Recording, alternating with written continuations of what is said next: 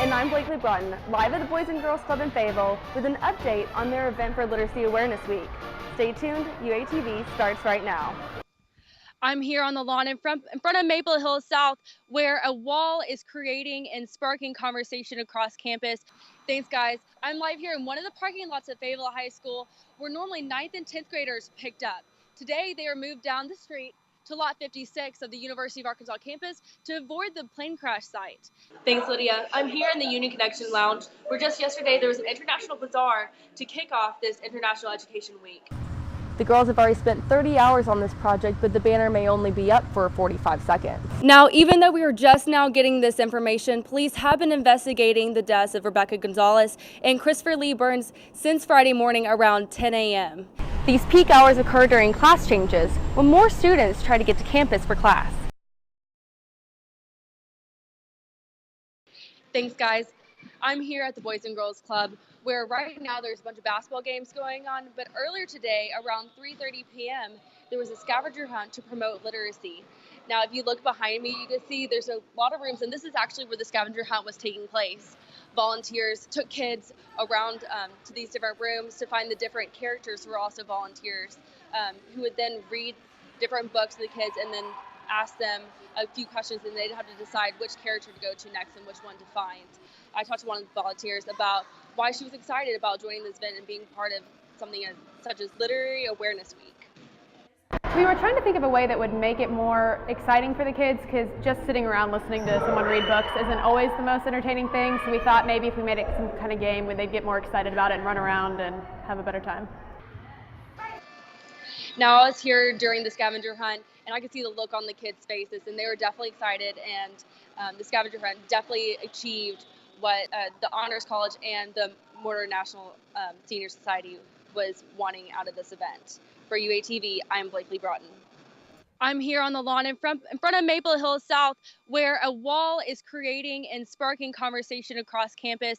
As you can see, the wall behind me has sensitive material on it, which is representing the power language has. And it can build and create a wall that then separates the community. This is exactly what the campus does not want. They are creating this wall to stop the separation in the campus community. Now, this wall will be here for the rest of the week until Friday. Supplies will be given to students, faculty, and staff to write on the wall these words. On Friday, there will be a ceremony to break down the wall and symbolically break down the separation in the campus community. And Lisa Corrigan, an assistant professor of communications of African American Studies, will speak, and also the inspirational chorale will be performing at this ceremony. We were always taught, sticks and stones may break our bones, but words don't hurt. I don't necessarily believe that. Words can really be impactful to others, so we want to make sure we can break down those barriers. This wall will also allow students to speak up and say what they've been feeling without necessarily stepping into the spotlight. For UATV, I'm Blakely Braughton. Back to you at the desk. It's an exciting time at the University of Arkansas because 3 finalists for the chancellor position are here to speak. Will be here over the next couple of weeks to speak about their vision for the Razorback future. Now, our first candidate is here, April Mason, and she is the Kansas State Provost and Senior Vice President. Our next candidate, Joseph E. Steinmetz, joined Ohio State as the Chief Academics Officer in July 2013. And our last candidate, Jeffrey Vitter, is Provost and Executive Vice Chancellor for the University of Kansas. Now, the selection of these candidates started back in April, whenever a selection committee was formed to determine what qualities the new chancellor should have. During each candidates visit, they will speak at a public forum and talk about what their vision for the future will be, and this will be held at Faulkner Center of Performing Arts. The main thing for the university is that we are so well poised at this time for change, for new leadership, and I think we can just expect even more great things to come out of this institution. Now, Dr. Don Bobbitt will give a final selection and give that candidate to the Board of Trustees, who will then vote on whether he or she will be our next chancellor. For UATV, I'm Blakely Braughton.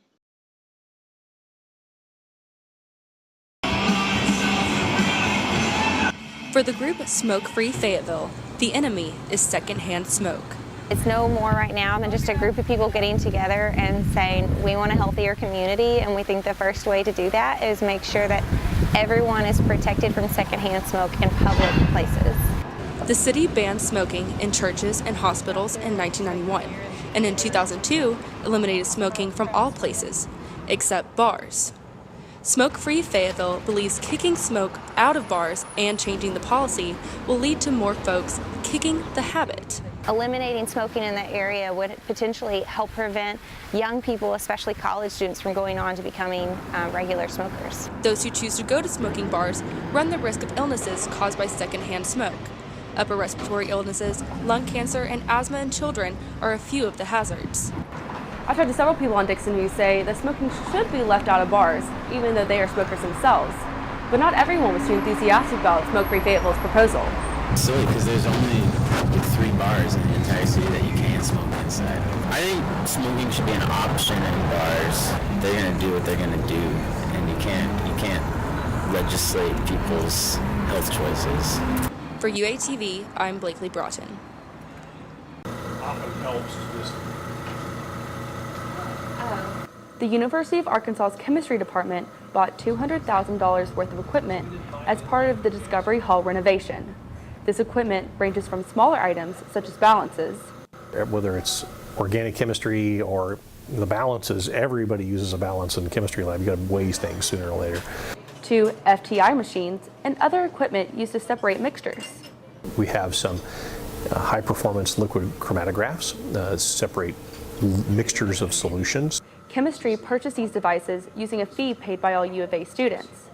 Shimadzu Corporation gave the department a rate at near cost for the equipment. They've had a good experience with Shimadzu equipment when they were undergraduates.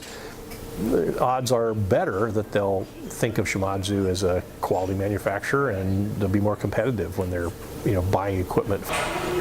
Several of the classrooms in this building have not been renovated since Discovery Hall was built in 1968. These renovations are part of an $11 million project. The ones that they're tearing out right now were, as far as I know, are original equipment from the 1960s. Large classrooms and lecture halls transformed into new laboratories for chemistry, biology, and anthropology lab courses to use. Reporting for UATV, I'm blakely.braughton.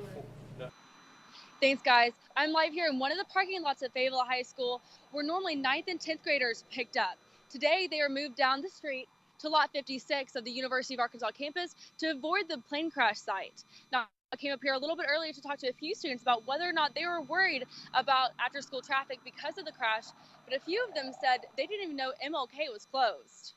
Honestly, no one really knew anything happened. Annalie Chitwood was sitting in class at Fayetteville High when the plane crashed in front of her school. We weren't given any information. Someone in my class got a text message, and that's the only way I knew. We all just ran out of the class, and then we couldn't really see anything. We could just see a bunch of cops over the parking lot, and then the teachers told us to get back to class. Chitwood didn't even think about how the crash might affect her plans to drive home after school. Authorities blocked off many of the roads around FHS, waiting for investigators to arrive at the crash site. I was a little worried. Fayetteville High School moved student pickup locations from Stadium Drive to Lot 56 on the University of Arkansas campus.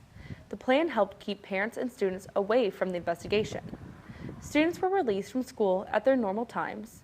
Some had to alter their routes home, but many had no trouble leaving the campus. Today was just a normal day. Apparently, plane crashed. Normal day. Now, because of scheduling here at FHS, they have some students get out at 2:10 and others get out at 3:45, which kind of breaks up that congestion that occur after school. Reporting for UATV, I'm blakely.braughton.